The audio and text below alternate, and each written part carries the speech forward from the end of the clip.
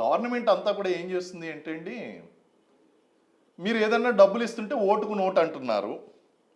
లేకపోతే election commission వచ్చి మీరు నోట్లు పంచి ఓట్లు కొనుక్కుంటున్నారు అని చెప్పేసి అంటున్నారు. కాబట్టి మేము ఏదైనా సరే చాలా సిస్టమేటిక్గా చేస్తాము. డబ్బులు అఫీషియల్గానే పంచుతాము. అంటే ఏంటండి? వివిధ సంక్షేమ కార్యక్రమాలు తీసుకురావడం.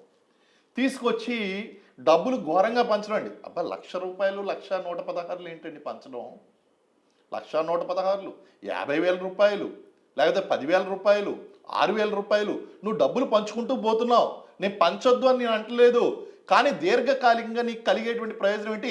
ఆకలేసినటువంటి వాడికి అన్నం పెట్టద్దు, అన్నం సంపాదించడం నేర్పించు, స్కిల్స్ నేర్పించు. నువ్వు స్కిల్ డెవలప్మెంట్ చేయి.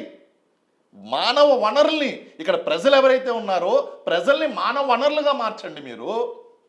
వెన్ ఇండియాకు ఉన్నటువంటి పాపులేషను ఈ యొక్క 141 crores ఆఫ్ పాపులేషన్ ఏదైతే ఉందో దాన్ని హ్యూమన్ రిసోర్స్గా మార్చండి. హ్యూమన్ రిసోర్స్గా ఎప్పుడు మారుతుంది? స్కిల్ డెవలప్మెంట్ ఉన్నప్పుడు మారుతుంది. నువ్వు స్కిల్ డెవలప్మెంట్ మీద తక్కువ ఫోకస్ పెట్టి నేను డబ్బులు పంచుతాను అంటే జీతాలు ఇవ్వడానికి డబ్బులు వేయండి.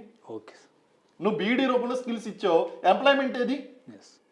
నువ్వేమో ఓ పక్క నుంచి గవర్నమెంట్ స్కూల్స్ ఏమో టీచర్ని రిక్రూట్ చేస్తా అంటున్నావు, కార్పొరేట్ స్కూల్స్ని ఎంకరేజ్ చేస్తున్నావు. మరి వీళ్ళంతా ఎక్కడ పోవాలి?